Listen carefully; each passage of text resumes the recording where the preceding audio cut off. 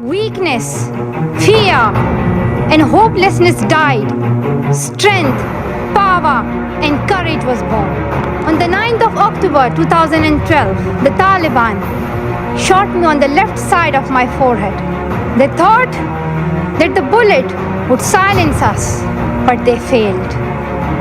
The terrorists thought that they would change my aims and stop my ambitions, but nothing changed in my life. ये कहानी है एक ऐसी लड़की की जिसे तालिबानियों ने सिर्फ इसलिए गोली मार दी क्योंकि वो पढ़ना चाहती थी। ये कहानी है 14 साल की एक ऐसी लड़की की जिसे तालिबानियों की AK-47 भी नहीं झुका पाई। ये कहानी है पाकिस्तान की मलाला यूसुफजई की। पढ़ाई के लिए इनका बिलीफ सिस्टम इतना मजबूत था कि मौत भी इनका कुछ नहीं बिगाड़ पाई। पढ़ाई के लिए जुनून इतना था कि इन्होंने तालिबान से लोहा ले लिया और गोली लगने के बावजूद भी तालिबान से अपनी लड़ाई जारी रखी। जिस उम्र में हम स्कूल जाना सीखते हैं, इसने दुनिया के सबसे बड़े मंच यूनाइटेड नेशन से पूरे विश्व को संबोधित किया। इन्होंने बालिका शिक्षा, कलम की ताकत और एक शिक्षक कैसे अपने ज्ञान से पूरे समाज में बदलाव ला सकता है, इस बात पर जोर दिया। मलाला का जन्म 12 जुलाई 1997 को पाकिस्तान के स्वात में मेगोरा गांव में हुआ था। मलाला के क्रांतिकारी जीवन की शुरुआत तब हुई जब तालिबान ने पाकिस्तान के स्वात में शरीयत का हवाला देते हुए फतवा जारी कर महिलाओं की शिक्षा पर रोक लगा दी। मलाला के पैरों से मानो जमीन खिसक गई हो, उनके सपने टूटने लगे, मानो उनके पंखों की उड़ान को किसी ने बांध दिया हो। उसके बाद उन्होंने तालिबान के खिलाफ आवाज उठाना शुरू किया। मात्र 13 साल की उम्र में उन्होंने तहरीक तालिबान के खिलाफ मुहिम छेड़ दी। मलाला ने BCC के माध्यम से तालिबान के खिलाफ लिखना प्रारंभ कर दिया और धीरे धीरे इनकी प्रसिद्धि बढ़ने लगी। इस मुहिम में बहुत सारी लड़कियां उनके साथ जुड़ने लगी, जिससे तालिबान बौखला उठा और उसने 14 साल की छोटी सी बच्ची की हत्या की साजिश रची।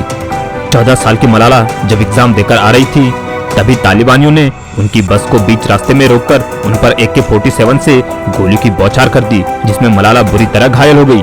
मौत से लड़कर वापस आने के बाद भी मलाला नहीं रुकी और अस्पताल से ठीक होने के बाद उन्होंने वर्ल्ड फोरम यूनाइटेड नेशंस में अपना भाषण दिया, जिसमें उन्होंने महिलाओं की शिक्षा और उनके अधिकारों के लिए पूरे विश्व को चेताया और पूरी दुनिया का ध्यान इस बात की ओर आकर्षित किया कि आज भी विश्व में कई जगहों पर बालकों और महिलाओं की शिक्षा जैसे मौलिक अधिकारों का हनन किया जाता है। 2014 में मलाला को तालिबान के खिलाफ और लड़कियों की शिक्षा के लिए आवाज उठाने के लिए दुनिया के सबसे बड़े पुरस्कार नोबेल पीस प्राइज से सम्मानित किया गया। एक 14 साल की लड़की ने उस तालिबान को भी झुकने पर मजबूर कर दिया जिसके सामने पाकिस्तान भी घुटने टेकता है। आज मलाला दुनिया के लिए मिसाल हैं, युवाओं के लिए रोल मॉडल हैं। जहां एक और पूरा देश तालिबान के कहर से सहमा हुआ था, वहीं दूसरी ओर एक 14 साल की नन्ही सी बच्ची तालिबान के खिलाफ लगातार अपनी लड़ाई लड़ रही थी। उसने तालिबान के खिलाफ लेख लिखना प्रारंभ कर दिया। जब वो मात्र 11 साल की थी, उसने गुल मकई के नाम से लेख लिखना प्रारंभ किया। उसके लेखों ने तालिबान में तहलका मचा दिया। गुल मकई मात्र 11 साल की थी जब वो अपने लेख की वजह से पूरी दुनिया में मशहूर हो गई। कोई नहीं जानता था कि ये गुल मकई कौन है। तालिबान के कहर से लोग स्वात घाटी में सुरक्षित नहीं थे। कभी भी उनकी बेटियों का अपहरण कर उनके साथ बलात्कार किया जाता था, कभी भी उनके बच्चों को गोली मार दी जाती। लोग तालिबान के डर से स्वात घाटी छोड़कर जाने लगे, लेकिन मलाला उनसे नहीं डरी और पूरी हिम्मत के साथ तालिबान का सामना करती रही। मलाला को देखकर लोगों में हिम्मत आने लगी।